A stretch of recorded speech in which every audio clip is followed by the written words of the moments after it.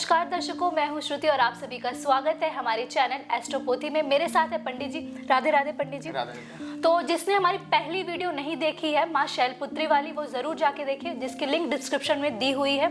आज हम बात करेंगे माता ब्रह्मचारिणी के बारे में।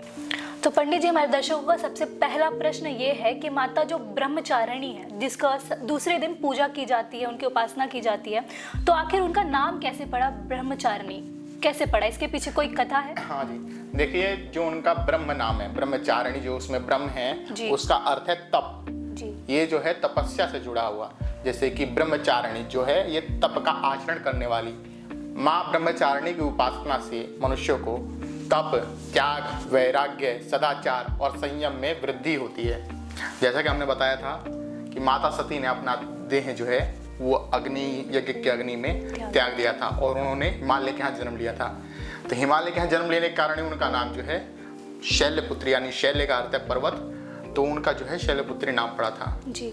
ऐसे इसमें भी यही कारण है कि इसमें जो है वो भगवान शंकर जी को पति रूप में पाने के लिए उन्होंने नारद जी से उपदेश लेने के बाद उन्होंने कठोर तपस्या किया। उन्होंने जी जो उन्होंने तपस्या किया वो बहुत कठोर किया।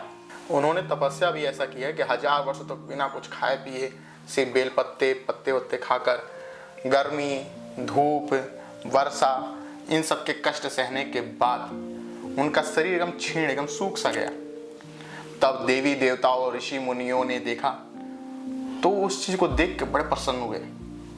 उन्होंने कहा कि ऐसा तपस्या आज तक किसी ने नहीं किया। आपने जो तपस्या किया है ये आपका संभव ही, आपका जो भी मन है, मनोकामना है, वो आपकी जरूर पूरी होगी।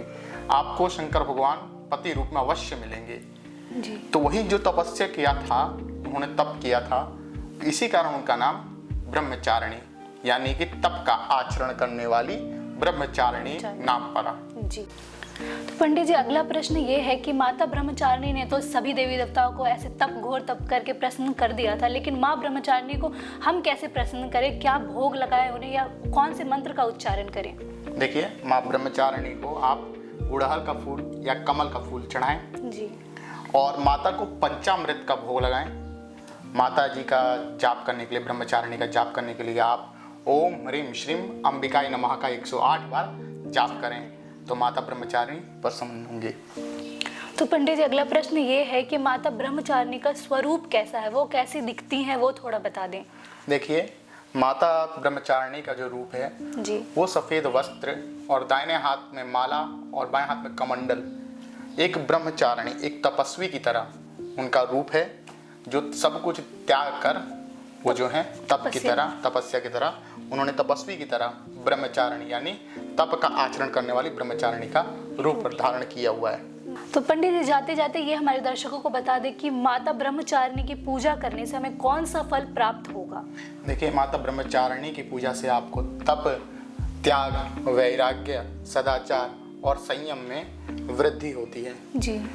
इस कथा का सार ये है कि कठिन समय में जी आपको जो है हार नहीं मानना है, ठीक है? तपस्या, तप जो है आपको बहुत करना पड़ेगा, हार नहीं मानना है जी।